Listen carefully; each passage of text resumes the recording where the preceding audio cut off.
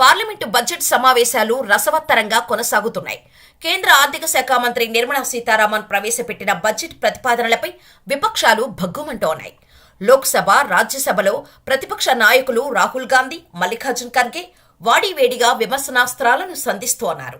Samajwadi party అధినేత, లోక్సభ సభ్యుడు అఖిలేష్ యాదవ్, తృణమూల్ కాంగ్రెస్ కు చెందిన ఫైర్ బ్రాండ్ మహువా మొయిత్రా, శివసేన రాజ్యసభ సభ్యురాలు ప్రియాంక చతుర్వేది, ఇలా దాదాపుగా ప్రతిపక్షాల ఉమ్మడి సంకీర్ణ కూటమి ఇండియా ఎంపీలు అధికార ఎన్డీఏపై ముప్పేట దాడి సాగిస్తున్నారు. ఇదే దాడి ఒత్తిడిని మున్ముందు మరింత తీవ్రతరం చేయడంపై కాంగ్రెస్ పార్టీ దృష్టి సారించింది. పార్లమెంటు ఉభయ సభల్లో ఎలాంటి వ్యూహాలను అనుసరించాలనే విషయంపై చర్చించడానికి బుధవారం కాంగ్రెస్ పార్లమెంటరీ పార్టీ సర్వసభ్య సమావేశం ఏర్పాటు కానుంది. పార్లమెంటు సెంట్రల్ హాల్లో ఉదయం 10 గంటలకు ఈ భేటీ జరగనుంది. కాంగ్రెస్ పార్లమెంటరీ పార్టీ అధినేత్రి సోనియా గాంధీ, ఏఐసీసీ చీఫ్ మల్లికార్జున ఖర్గే, మాజీ అధ్యక్షుడు రాయుప్రేలి ఎంపీ రాహుల్ గాంధీ సహా ఆ పార్టీకి చెందిన లోక్సభ, రాజ్యసభ సభ్యులందరూ ఈ సమావేశానికి హాజరు కానున్నారు. ఈ సందర్భంగా సోనియా గాంధీ వారికి దిశానిర్దేశం చేయనున్నారు.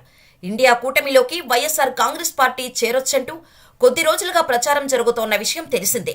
ఈ నెల 24వ తేదీన దేశ రాజధానిలో నిర్వహించిన ఆందోళనకు కాంగ్రెసేతర విపక్ష పార్టీల నాయకులు హాజరయ్యారు. వైఎస్ఆర్సీపీ అధినేత వైఎస్ జగన్మోహన్ రెడ్డికి తమ సంఘీభావాన్ని తెలియజేశారు. కాంగ్రెస్ ఈ ఆందోళనకు హాజరు కాలేదు, తన ప్రతినిధులుగా ఎవ్వరినీ పంపించలేదు. ఇదిలా ఉంటే వైసీపీ అధినేత జగన్మోహన్ రెడ్డి అసెంబ్లీ ఎన్నికల్లో ఊహించని పరాజయంలో ఉండటం, కేవలం 11 సీట్లకు పరిమితమవటం, జగన్ 4 లోక్సభ సభ్యులు, 11 మంది రాజ్యసభ సభ్యుల అండతోనే రాజకీయం నెట్టుకురావాల్సిన పరిస్థితుల్లో ఉండటంతో ఈ పరిస్థితుల్లో జగన్ నిలదొక్కుకోవాలంటే జాతీయ స్థాయిలో బలమైన అండ లభించాల్సి ఉంది.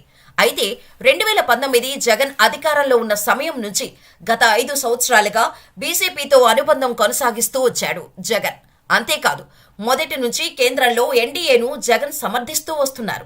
2024 ఎన్నికల్లో ఓటమి చెందిన తర్వాత కూడా జగన్ తన మద్దతు ఎన్డీఏ కూటమికే అని ప్రకటించారు.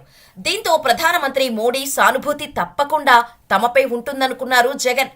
కానీ ప్రస్తుత పరిస్థితులు అలా లేవు. ఎందుకంటే కేంద్రంలో బీజేపీ బలం తక్కువగా ఉంది. అంతేకాదు, మోడీ 3.0 ప్రభుత్వానికి టీడీపీ ప్రాణవాయువులా పనిచేస్తుంది. సో ఇటువంటి సమయంలో మోడీ జగన్ను దగ్గరకు తీసుకుంటే చంద్రబాబు ఒప్పుకునే పరిస్థితి లేదు. అలా అని చంద్రబాబును కాదు అని మోడీ జగన్ను దగ్గరకు తీసుకోలేరు. సో ఈ విషయం గ్రహించిన జగన్ ఆలోచన మార్చుకొని టీడీపీ, జనసేన, బీజేపీతో పొత్తులో ఉండటంతో ఎన్డీఏకు సపోర్టు ఇవ్వటం వల్ల తనకు వచ్చేది ఏం లేదని అర్థం చేసుకున్నారు జగన్. అందుకే ఇంకా సైలెంట్ గా ఉంటే రాజకీయ జీవితానికే అండ్ కార్డు పుడుతుందనే ఆలోచనతో రాష్ట్రంలో తన రాజకీయ భవిష్యత్తు కాపాడుకోవటం కోసం ఢిల్లీలోని జంతర్ మంతర్ దగ్గర చేసిన ధర్నా చేశారు. ఇలా ఢిల్లీలో జగన్ ఊహించని విధంగా ఇండియా కూటమి నుంచి మద్దతు లభించింది. అంతేకాదు, ఢిల్లీలో ధర్నా చేసిన జగన్ తనకు ఇండియా కూటమితో కూడా మంచి సంబంధాలు ఉన్నాయని, అవసరమైతే ఆ కూటమిలోకి జంప్ చేయగలనని బీజేపీకి తన సత్తా చూపించుకున్నారు జగన్. అయితే జగన్తో ఇండియా కూటమికి ఎంతో అవసరం ఉంది. అంతేకాదు, జగన్కు కూడా జాతీయ పార్టీల అండ అవసరం. సో ఇండియా కూటమి జగన్తో స్నేహానికి సై అంటే జగన్ కూడా ఇండియా కూటమితో స్నేహానికి సై అంటున్నారు. అయితే గతంలో కాంగ్రెస్ ను వ్యతిరేకించి సొంత పార్టీ పెట్టుకున్న జగన్ మళ్లీ కాంగ్రెస్ వైపు చూడటం శత్రువులు కలిసిపోతారా అని అందరూ అనుకుంటున్నారు.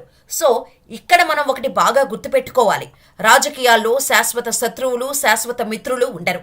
ప్రస్తుతం బీజేపీతో స్నేహంగా ఉన్న టీడీపీ, కాంగ్రెస్తో స్నేహం చేస్తున్న తృణమూల్, డీఎంకే వంటి పార్టీలు గతంలో వ్యతిరేకించుకున్న పార్టీలే. అయితే జగన్ను ఇండియా కూటమిలోకి ఆహ్వానించడానికి ఆ పార్టీలు సిద్ధంగా ఉన్నప్పటికీ స్థానికంగా జగన్ టార్గెట్గా రాజకీయం చేస్తున్న పీసీసీ అధ్యక్షురాలు షర్మిల ఎంతవరకు సహకరిస్తుందనేదే పెద్ద ప్రశ్న. అన్నీ సర్దుకొని షర్మిల, జగన్ కలిస్తే రాజకీయాలు మరింత ఆసక్తికరంగా మారనున్నాయి. మరి ఏం జరుగుతుందో వేచి చూడాల్సిందే.